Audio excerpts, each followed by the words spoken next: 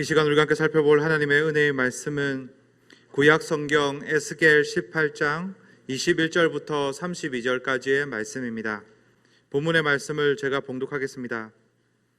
그러나 악인이 만일 그가 행한 모든 죄에서 돌이켜 떠나 내 모든 율례를 지키고 정의와 공의를 행하면 반드시 살고 죽지 아니할 것이라. 그 범죄한 것이 하나도 기억함이 되지 아니하리니 그가 행한 공의로 살리라. 주 여호와의 말씀이니라. 내가 어찌 악인이 죽는 것을 조금인들 기뻐하랴. 그가 돌이켜 그 길에서 떠나 사는 것을 어찌 기뻐하지 아니하겠느냐. 만일 의인이 돌이켜 그 공의에서 떠나 범죄하고 악인이 행하는 모든 가증한 일대로 행하면 살겠느냐. 그가 행한 공의로운 일은 하나도 기억함이 되지 아니하리니 그가 그 범한 허물과 그 지은 죄로 죽으리라. 그런데 너희는 이르기를 주의 길이 공평하지 아니하다 하는도다. 이스라엘 족속아 들을지어다. 내 길이 어찌 공평하지 아니하냐. 너희 길이 공평하지 아니한 것이 아니냐. 만일 의인이 그 공의를 떠나 죄악을 행하고 그로 말미암아 죽으면 그 행한 죄악으로 말미암아 죽는 것이요. 만일 악인이 그 행한 악을 떠나 정의와 공의를 행하면 그 영혼을 보존하리라. 그가 스스로 헤아리고 그 행한 모든 죄악에서 돌이켜 떠났으니 반드시 살고 죽지 아니하리라. 그런데 이스라엘 족속은 이르기를 주의 길이 공평하지 아니하다 하는도다. 이스라엘 족속아 나의 길이 어찌 공평하지 아니하냐. 너희 길이 공평하지 아니한 것이 아니냐. 주 여호와의 말씀이니라. 이스라엘 족속아 내가 너희 각 사람이 행한 대로 심판할지라.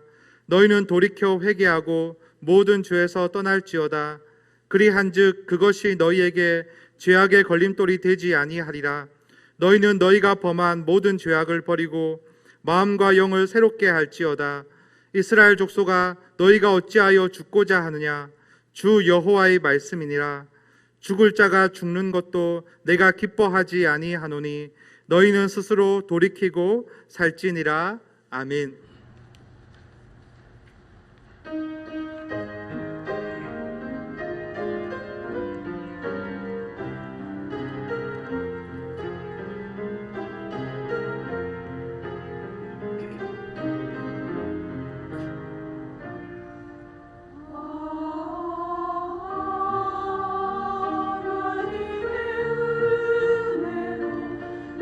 있을 데 없는 자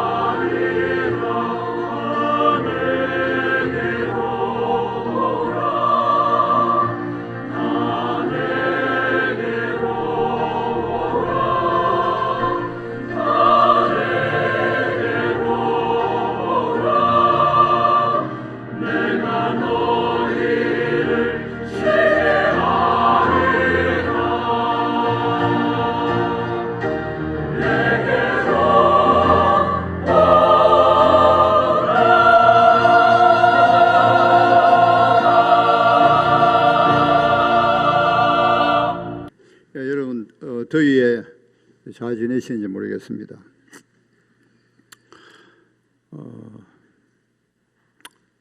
더우면은 이제 만사가 이제 귀찮아지는데 이 더위도 이제 나이가 들수록 힘듭니다. 더위에 또 너무 또 시원한데 에어컨 밑에 있어도 또 탈이 나죠. 참 적당하게 무엇이든지 적당해야 될 것 같아요. 그래도 감사한 것은 올해는 덜 더운 것 같습니다. 작년보다는. 지난밤에 오늘 아침에는 좀 시원한 바람이 부는 것 같아요. 아마 한 주간만 지나면은 괜찮을 것 같습니다. 연세 많은 분들이 늘 조심하셔야 되죠. 오늘은 그 에스겔서 18장이 되겠습니다. 18장에 하나님께서 화두로 말씀하시는데 그 무엇인가 하면은 그 당시 그 속담을 말씀하세요. 그 아버지가 신 포도를 먹으면은 아들의 이가 시다 하는 속담입니다. 이 속담이 맞느냐 하는 것이죠. 아버지가 신 포도를 먹는데 왜 아들이 이가 시입니까? 아버지의 이가 시려야지. 그래서 이 속담은 맞지 않다. 하나님께서 이 속담이 틀렸다고 말씀하세요. 무슨 말씀인가 하면 아버지가 죄를 범했는데 왜 아들이 책임지냐는 거죠. 아버지가 죄를 범했으면 그 죄에 대해서 아버지가 책임을 져야지. 그 말씀이 되겠습니다. 집단적인 세대가 이어서 책임지는 게 아니고 우리 가정의 개인이 자기에 대한 책임을 져야 된다는 것이죠. 하나님 어떤 분이냐 하면은 아버지의 영혼이 하나님께 속하고 아들의 영혼도 하나님께 속합니다. 하나님은 행위로 심판하시는 분이고 하나님께서는 죄를 범하는 자는 반드시 죽을 것이다. 그렇게 말씀하셨어요. 그러니까 뭐 죄를 지어도 괜찮다 그것이 아니고 죄를 지은 자는 반드시 죽는다. 이 명제라는 것은 만고불변의 법칙입니다. 그러니까 각 영혼은 다 하나님께 속한 것이고 하나님은 심판할 수 있는 권리가 있는 것이죠. 그 심판은 행위대로 심판하시는데 범죄한 영혼은 반드시 죽는다는 것입니다.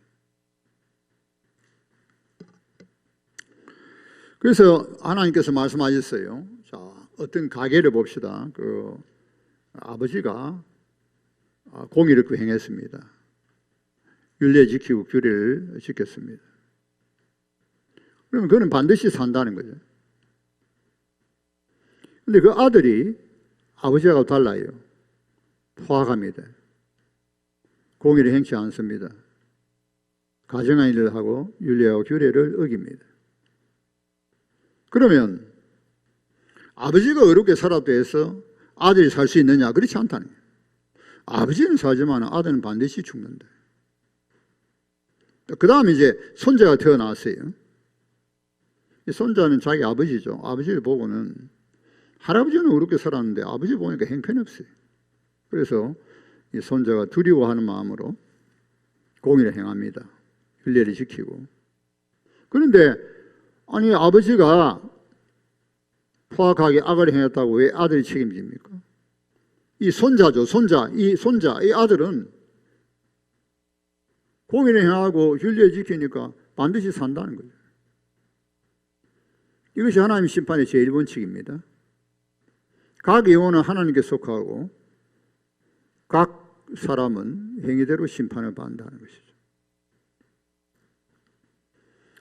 그런데 하나님께서 이렇게 공의를 행해야 되는데 의인은 공의를 행한다, 정의를 행한다.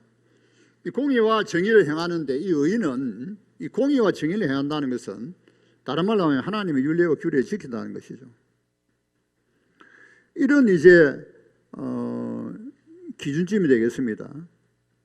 판단의 기준이 되죠. 하나님 율례와 규례가 공의롭게 사느냐, 정의롭게 사느냐, 그렇지 못하냐 하는 기준이 되겠습니다.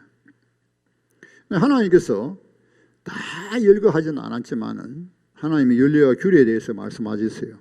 우리 한번 보십시다. 에스겔서 18장 5절에서 9절이 되겠습니다. 에스겔서 18장 5절에서 9절이 되겠습니다. 우리 다 같이 스크린 보시고 다 같이 봉독합니다. 시작. 사람이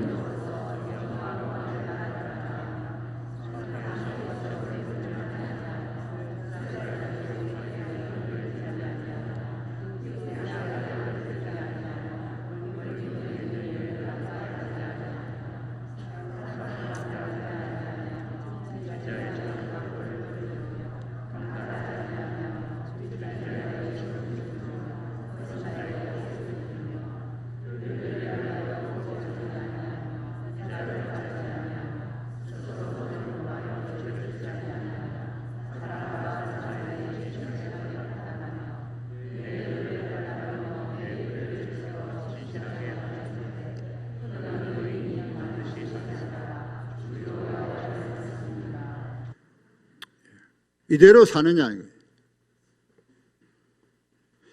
이대로 살면 살 것이고 이대로 살지 못하면 죽을 것이다. 그렇게 말씀하셨어요. 여기가 하나님의 그 윤례와 규례를 핵심 요약한다 볼 수 있습니다. 이렇게 사느냐. 이렇게 살면 살 것이고 이렇게 살지 못하면 죽을 것이다. 이것이 제1원칙이에요. 계대 간에, 세대 간에는 책임이 지는 것이 아니다. 각자는 자기 행위에 대한 자기가 책임을 져야 된다. 하나님의 심판의 제1원칙입니다. 두 번째 심판의 원칙은 오늘 본문에 나와 있습니다만은 악한 자가 이 죄를 범하다가 죄를 짓다가 자기가 이렇게 하면은 죽는다 생각했어요. 내가 이렇게 살면은 죽을 것인데 자기를 헤아렸어요. 자기 지나온 일을 다 살펴보고 헤아려서 안 되겠다. 돌이켰습니다. 그리고 죄를 버리고 이제 죄악된 길을 버리고 돌이켜서 이제는 의를 행합니다. 공의를 행하고 정의를 행하고 하나님의 윤례와 규례를 지킵니다. 그러면 산다는 거예요. 죽지 않는다. 반드시 산다. 죽지 않는다. 하나님께서는 그가 행한 죄를 다 기억지도 아니하거든. 그가 범한 죄는 기억지도 아니하신다. 그런데 반대로 어렵게 살다가 무슨 이유인지 악한 길로 걸어가요. 죄를 범합니다. 공의와 정의를 행치 않고 윤례와 규례를 어깁니다.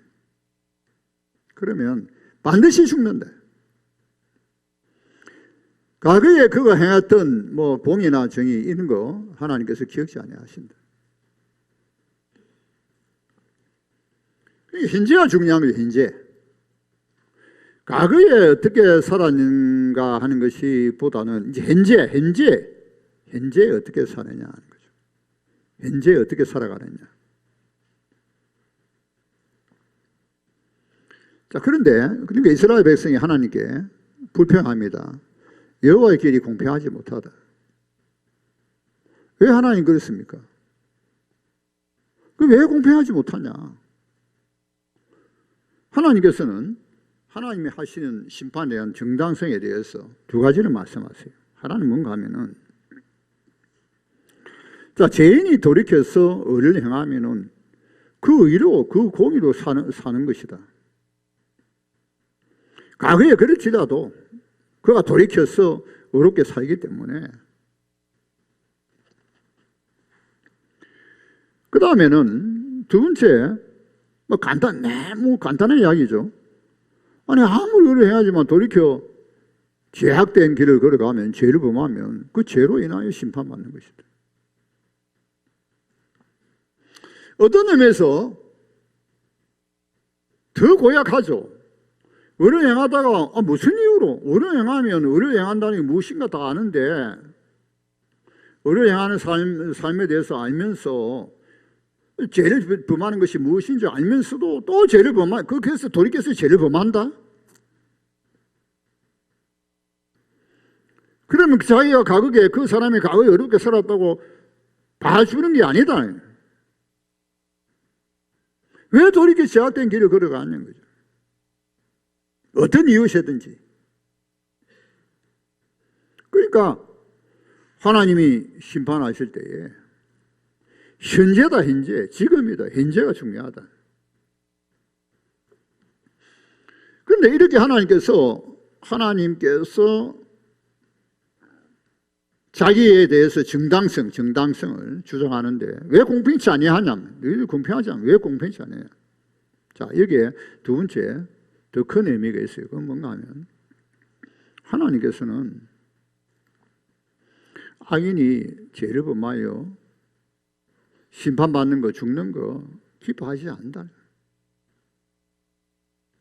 하나님이 마땅히 죄를 범하고 죽어야 될 죄인이 죽는 것도 기뻐하지 아니하신다. 오늘 본문에 보면 두 번이나 강조하고 계십니다. 하나님은 죄인이, 악인이 돌이켜 의를 행하는 걸 기뻐한다는 거예요. 하나님께서는 죄를 범하여, 마땅히 죄를 범하여 죽어야 될 영혼이지만은 하나님 기뻐하시지 않는다. 오히려 죄인이, 악인이 돌이켜서 의를 행함으로 사는 것을 기뻐한다는 거예요. 왜 할 말이 있느냐는 거예요. 그렇기 때문에 하나님께서는 디모데전서 2장 4절에 보면 모든 사람이 구원을 받으며 진리를 아는 데 이르기를 원하신다 그랬습니다. 베드로후서 3장 9절에 보면은 주의 약속이 어떤 이에 더디다고 생각하는 것처럼 더딘 것이 아니다. 주의 약속, 주님 강림하신다는 거죠. 너희에 대해서 오래 참으사 아무도 멸망치 않고 다 회개하기를 원하신다. 회개에 이르기를 원하신다.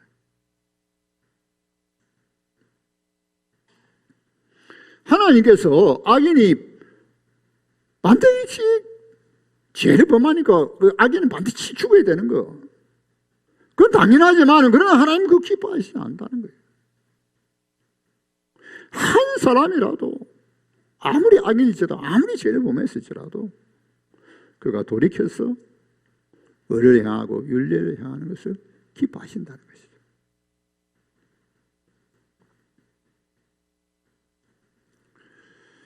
하나님께서 누가복음 15장에 보면은 잃어버린 양의 비유가 있죠. 100마리의 양을 기르다가 목자가 한 마리를 잃어버리면 중동의 목자는 절대로 넘어가지 않습니다. 지금도 그런 속성이 있습니다. 목자들이 그 잃어버린 양을 찾고야 찾아내고 말죠. 찾도록 찾을 때까지 찾는다는 거예요. 그럴 때 막 기뻐하고 이 어깨에 메고 와서 기뻐하고 잔치를 벌립니다. 하늘에서도 하나님이 기뻐하신다. 죄인 하나가 돌아오는 것을 기뻐하신다. 그렇게 말씀하셨어요.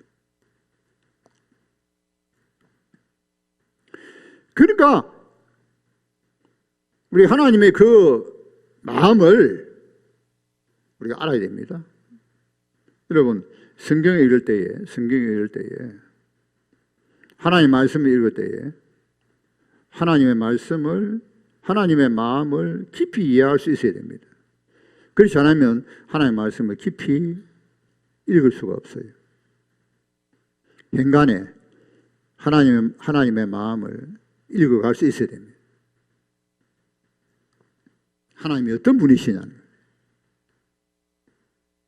하나님 자비와 긍휼을 많으시고 오래 참으시고 인자와 성실이 한이 없으시고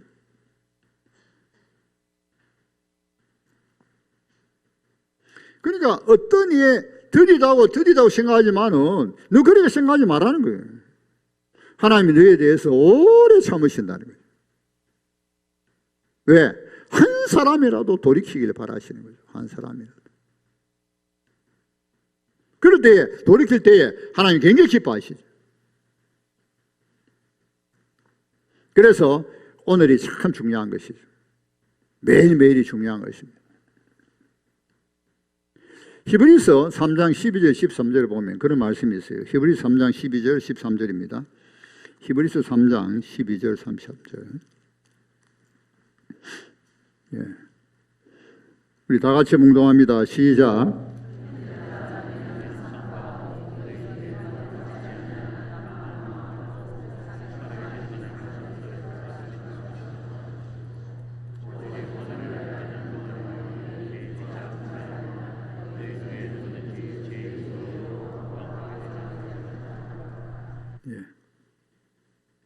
피차 오늘이 중요하다. 오늘이 피차 근면해야 돼. 죄의 유혹 때문에 강팍해지거나 완고해지거나.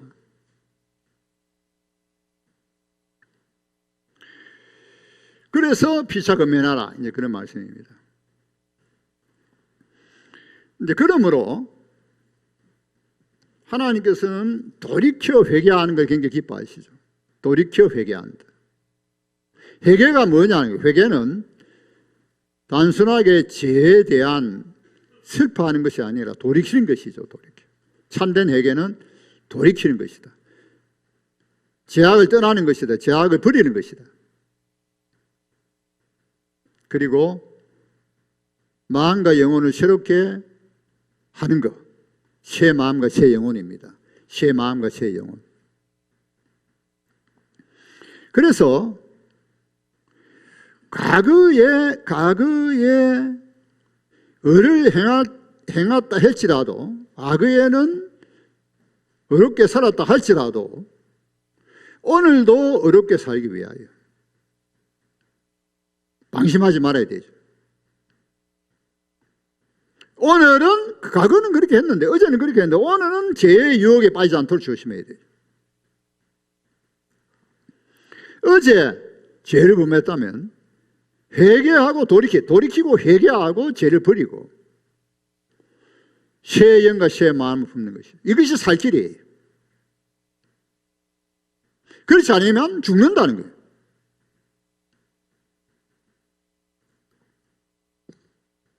우리는 이미 구원을 받았지만은 또 앞으로 구원을 받을 자라 그랬습니다.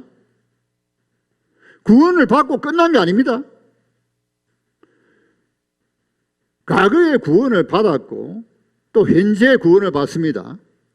또 앞으로 미래에 구원을 받을 자입니다. 그러므로 두렵고 떨림으로 구원을 이루라 그랬습니다. 구원받은 백성의 증거가 뭐냐? 구원받은 백성의 증거는 오늘 구원받은 백성답게 살아가는 것이다. 그럼 오늘 구원받은 백성으로 살아가는 증거가 뭐냐 하면은 공의와 정의를 행하고 율법과 규례를 지키는 것이다. 구원받은 백성이라 하면서 오늘 정의와 공의를 행하지 아니하고 윤리와 규례를 지키지 아니하면 구원받은 백성이라고 그렇게 말할 수가 없다는 거예요.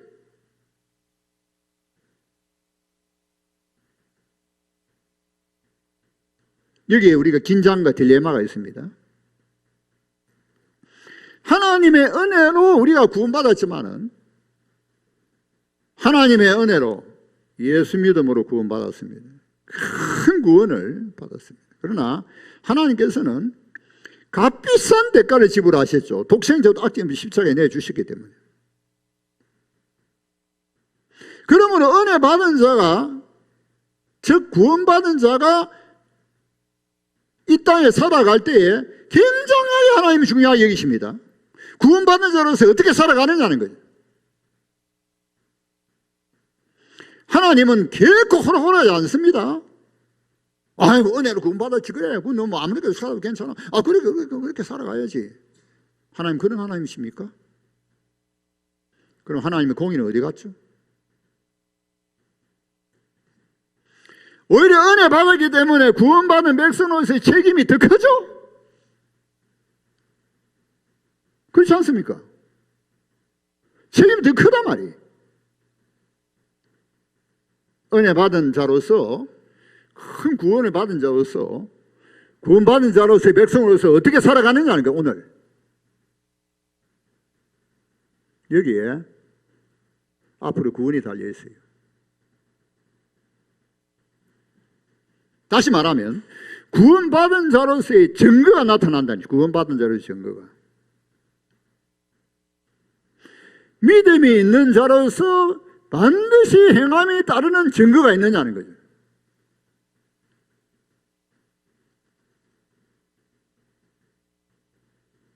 구원받은 자로서, 구원받은 백성으로서 구원받은 자로서의 삶을 살아가는 것은 어떻게 살아가는 것이냐? 공의와 정의를 행해야 된다. 먼저 그 나라와 의를 구해야 된다.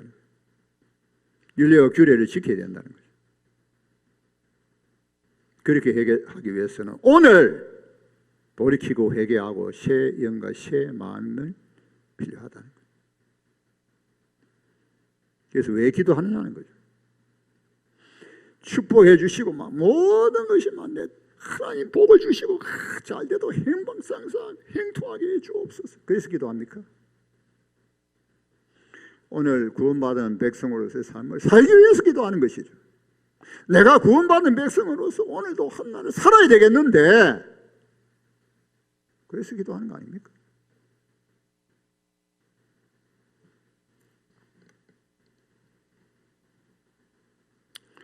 그래서 하나님의 은혜에 대해서 우리가 잘못 생각하면 값싼 은혜가 되어버립니다. 사실은 값비싼 은혜인데 값싼 은혜가 되어버립니다.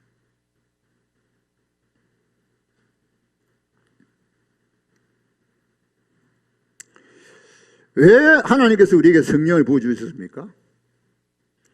우리가 십자가의 은혜, 하나님의 아들 주셨고 그 아들이 우리 죄를 위해 십자가에 못 박히심으로 회개하고 예수 믿음으로 제사받고 어렵다는 받습니다. 그런데 이미 성령을 우리에게 주셨죠. 그리고 성령으로 거듭나고 성령을 쫓아 살아가는 것이죠. 내가 스스로 어렵게 살아가기에는 너무나 부족하기 때문에 힘들기 때문에 그래서 성령을 우리에게 주시는 것이죠. 이미 주셨고 우리가 이미 주신 성령이 충만하길 바라는 것이 그거죠. 성령의 충만, 성령 지배받는, 성령의 통치받는다는 거죠. 성령의 지배와 통치를 받는다는 거죠. 자, 그런데 한 가지 더 우리가 생각할 거 있습니다. 뭔가 하면은 에스겔 성경 읽을 때, 자, 에스겔은 배경이 중요합니다. 에스겔은 주전 597년에 포로를 걸려갔어요. 지금 바벨론에 있습니다. 바벨론. 그러니까 지금 에스겔은 바벨론에 있고 예레미야 선지자는 지금 예루살렘에 있습니다. 그런데 하나님께서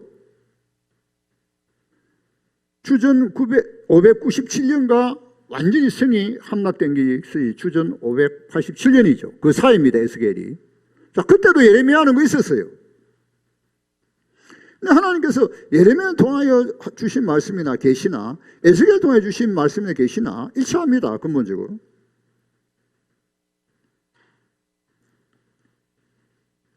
예레미야 성경 읽을 때는 우리가 예레미야가 되어야 돼요. 그래야 성경을 깊이 이해할 수 있습니다. 에스겔 성경 읽을 때는 우리가 에스겔이 되어야 돼요. 그 옛날에 에스겔에게 말씀하셨던 에스겔을 통하여 하나님 백성에 말씀하시는 것이 오늘날 나와 우리에게 말씀하셨다는 거예요. 하나님께서 에스겔이 파수꾼이 되기를 원합니다. 자, 지금 망해가고 있어요. 지금 이스라엘이 이제 망해가고 있습니다. 점점 망합니다. 하나님께서 왜 그들이 망했느냐, 왜 예루살렘이 성전이 파괴됐느냐, 이 예레미야와 에스겔이라는 이 방대한 분량을 통해서 하나님께서 아주 자세히 말씀하세요. 우리가 정말 예레미야나 에스겔을 읽으면은 끔찍해진다만, 끔찍해. 정말 이거 우리 깊이 묵상하면 끔찍한 일이. 왜? 오늘날 우리도 그렇게 될 수 있으니까. 우리도 그렇게 될 수 있습니다. 우리하고는 아무 상관없다. 천만의 말씀입니다, 여러분. 그래서 때로는 제가 에스겔에서 얼마 전에 읽다가 너무너무 그냥 심령에 너무나 공고해지는 거예요. 아, 우리도 그릴 수, 나도 그릴 수 있고 우리도 그릴 수 있겠구나.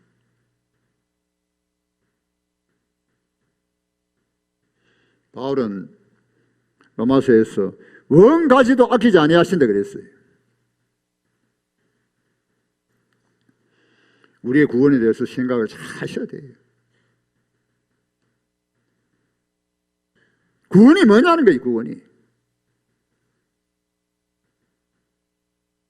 물론 우리가 구원의 확신을 가지죠.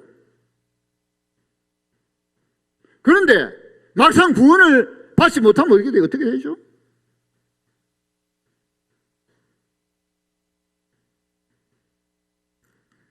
자, 그런데 한 가지 더 이제 말씀드리고 하는 게 뭔가 하면은 하나님의 에스겔에게 에스겔 3장 16절에서 보면은 파수꾼이 되라는 거죠. 자, 지금 이스라엘이 망해가고 있습니다.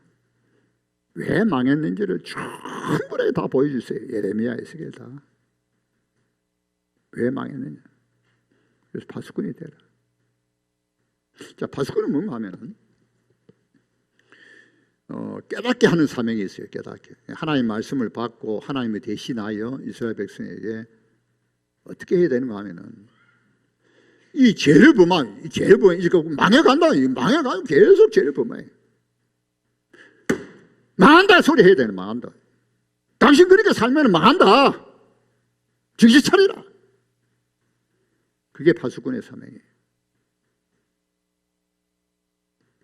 그런데 네가 깨닫게 하지 못하면은, 그렇게 하지 않으면 그 피값은 그 죄인은 그 죄로 죽을 게지만은 그 피값은 내가 너에게 갚겠다. 봐줘서는 안 돼. 당신 그리 하면 안 된다는. 물론 그렇게 하기 위해서는 내가 어렵게 살아야 돼. 내가 바르게 살아야 돼. 그러면서 분명히 이야기해야 돼. 그렇게 하면 안 된다. 구원받은 백성은 그렇게 살면 안 된다. 당신 하나님의 사람 앞에 진실하지 못해. 왜 거짓말해? 분명히 이야기해야 된다. 진실하게 판단하고 바르게 해란 말이야. 왜 남을 괴롭혀? 왜 남에게 손해를 보여? 당신 그렇게 하면 안 돼. 그게 파수꾼의 사명이에요. 아무리 친해도 봐주면 안 돼. 그 다음에 어렵게 살다가 또 죄를 범하네. 잘못된 길로 가고 있어요. 깨닫게 해줘야 돼요. 당신 왜 그렇게 바르게 살다 그렇게 믿음을 살아? 왜 그렇게 살아가느냐? 그렇게 말하지 않으면 그 피값을 내가 너에게 갚겠다. 근데 그렇게 어렵게 살다가 죄를 범하든 죄의 길로 돌이키든 악인으로서 계속 죄를 범하든 분명히 이야기해라. 깨닫게 해줘라. 그래도 계속해서 악한 길로 죄악된 길로 가면 너 책임 없다. 이게 파수꾼의 사명이에요. 오늘 우리가 적용해 보면 의를 우리가 말해야 될 사람들은 다 우리 믿는 사람들이에요. 우리 믿는 사람들 다 믿는 사람이 말해야 돼요. 이미 다 은혜 받고 구원받은 자로서 구원에 합당한 삶을 살아가는데 왜 그렇게 못 살아가느냐 말이에요. 물론 내가 그렇게 살기 위해서 날마다 회개하고 그 다음에 돌이키고 죄를 버리고 어렵게 살아가고 다 성령 충만하게 힘쓰고 이래 하는 가운데 해야 됩니다. 물론 방법은 또 부드럽게 해야 되죠. 부드럽게.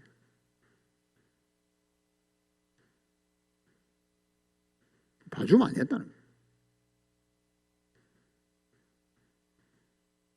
그 다음에 우리가 믿지 않는 사람에 대해서 의를 처음 주장할 것이 아니라 믿지 않는 사람도 예수 믿어라 해야 돼. 아무리 안 믿는 사람이 어렵게 살고 자기 딴에 막 어렵게 살고 참 대단하게 막 굉장하죠. 그러니까 그게 안 된다. 하나님께서는 너의 의를 거지 옷같이 여긴다. 그거 가지고는 구원 못 받는다. 예수님 믿어야 된다. 예수님 확실하게 복음 전하고. 아니 믿지도 않는 사람한테 뭘 의를 주장합니까? 그렇잖아요. 믿는 사람에게 의를 주장해야지. 믿지도 않는 사람한테 뭘 의를 주장합니까? 믿지 않는 사람 예수부터 믿어야지. 예수님 복음부터 전해가지고 예수를 믿어야지. 또 믿는 사람은 왜 복음에 합당한 삶을 살지 못하는 거죠? 왜 구원받은 자로게 구원받은 자로의 삶을 살지 못하냐고 주장해야 되는 것이죠. 이것이 파수꾼의 사명입니다.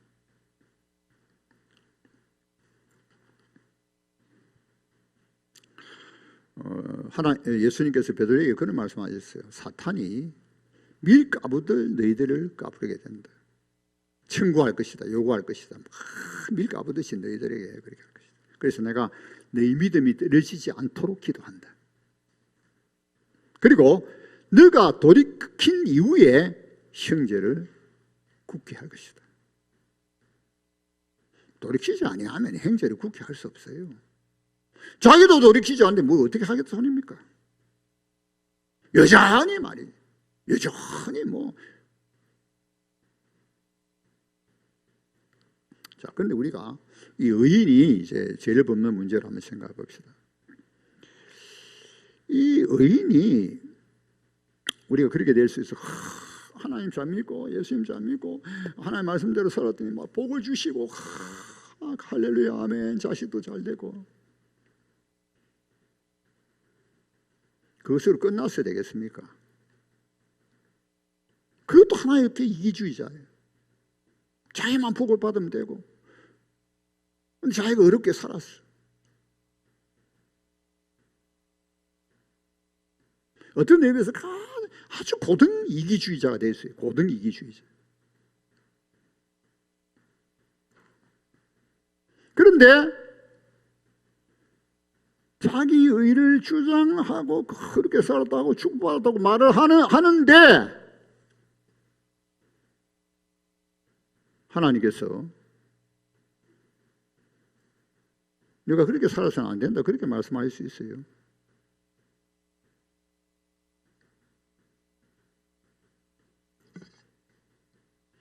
내가 너만 잘 되라고 은혜 줬느냐. 너만 잘 되라고. 네 주위를 한번 보라.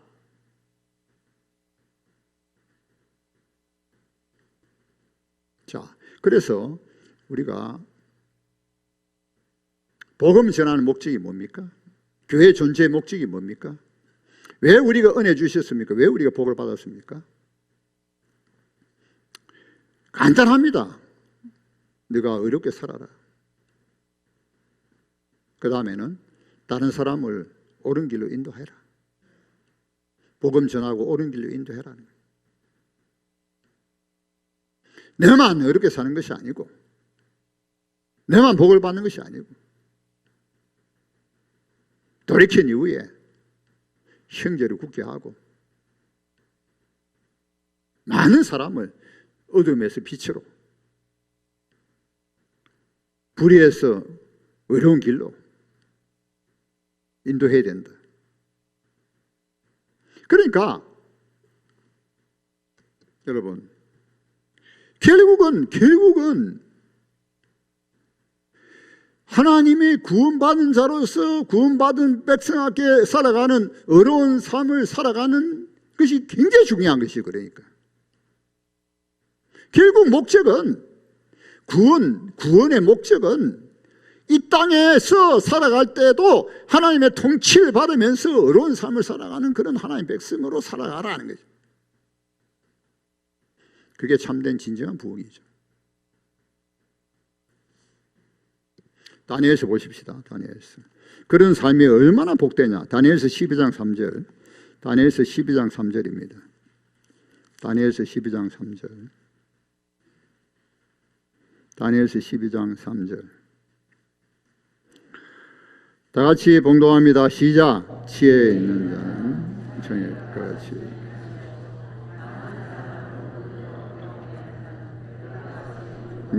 많은 사람을 오는 대로 인도하는 자는 별과 같이 영원히 빛난다. 얼마나 멋있습니까, 여러분? 삶의 목적이 무엇인가요? 왜 이 땅에 우리가 구원받은 자로 살아야 되는 거야? 왜 구원받아서 살아야 되는 거야? 제가 고등학교 3학년에 올라가면서 굉장히 답답했어요. 무슨 과를 택할지, 무슨 대학을 갈지 고민하다가 밤늦게 그 조그마한 우리 그 모교회, 옛날에 모교회에 가서 강대상 앞에 무릎 꿇고 기도했습니다. 하나님. 기도했는데 왜 제가 그런 기도를 했는지 모르겠어요. 하나님, 공대로 살 수 있도록 해달라고. 제가 참 하나님 부자 되게 해주시고, 막 부자 되면은 교회도 잘 생기고 가난한 사람 많이 돕고 부자 되게 해주시고, 그랬으면 제가 굉장히 부자 됐을 텐데, 그때 왜 제가 진짜 뭐 공이라 제대로 알지도 못하고 성경도 제대로 뭐 신학이고 성경이 제대로 알지 뭐 하나님 공의대로 살게 해달라. 공의대로 부자 되게 해달라 했으면 부자 됐을 텐데. 제가 가끔 이제 돌이켜 봅니다. 돌이켜 보면서 그때 내가 참 모르고 기도했지만 참 그래도 바르게 기도했구나. 이 본문 볼 때도 그랬습니다. 바르게 기도했구나. 그러니까 결국은 제 인생의 목적은 공의가 되는 것이죠. 공의가 되는 거죠. 내가 그렇게 기도했기 때문에.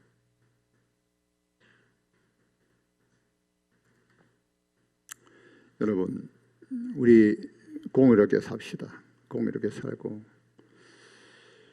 늘 우리 주위를 돌아봅시다. 우리 자신과 우리 주위에 우리에게는 불의, 불법, 비리, 부정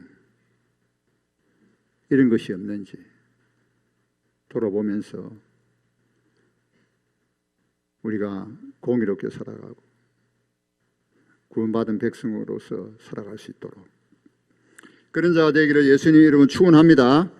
그렇게 살기로, 공의롭게 살기로, 정의롭게 살기로 다짐하시는 분들은 다 일어나시기 바랍니다.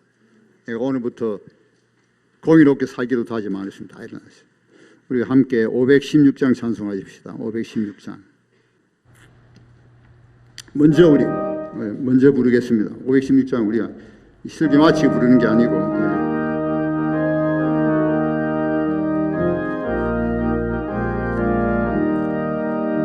옳은 길 따르라 의 길을 세계 만민이 이 길 따라서 갈 길을 온 세계에 전하세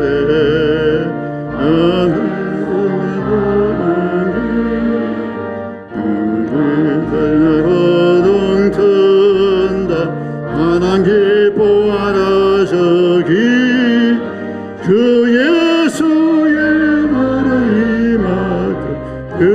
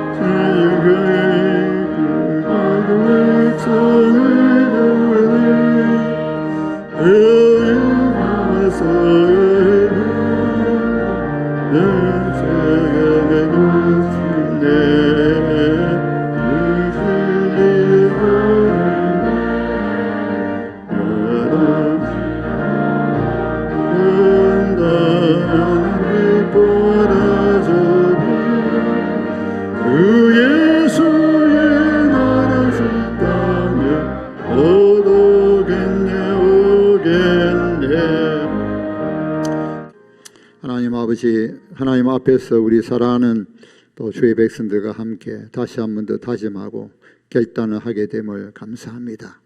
우리 하나님 오늘 돌이켜 회개하고 새 마음과 새 영으로 정의와 공의를 행하며 윤리와 규례를 지키면 반드시 살 것이다 하셨사오니 아버지 하나님 오늘 그렇게 살아갈 수 있는 주의 백성들이 다 되게 하여 주옵소서. 우리만 어려운 길을 걸어가는 게 아니라 많은 사람을 어둠에 있는 사람들을 빛으로 인도하고 옳은 대로 인도함으로 하늘의 별과 같이 영원히 빛나는 그러한 복된 하나님 백성들이 되게 하여 주옵소서. 하나님 우리의 마음과 우리의 생활 모든 영역 가운데서 불의, 불법, 비리, 부정, 거짓이 있으면 다 끊어버리고 다 제거해버리고 아버지 하나님 참으로 의에 줄이고 목마른 자로서 하나님 통치를 구하는 그런 거룩한 백성들 되게 하시고 믿고 담대한 주의 백성들이 되게 하셔서 주님이 승리하셨듯이 우리도 영적 싸움에서 승리하는 거룩한 무리들이 되게 하여 주옵소서. 진정한 부흥과 성장이 있게 하여 주옵소서. 우리 교회에 진정한 부흥과 성장이 있게 하여 주옵소서. 사랑하는 주의 백성들 이렇게 마음을 결심하고 다지고 그렇게 살아감으로써 놀라운 역사가 있게 하여 주옵소서. 감사하고 예수님의 이름으로 기도하옵나이다. 아멘.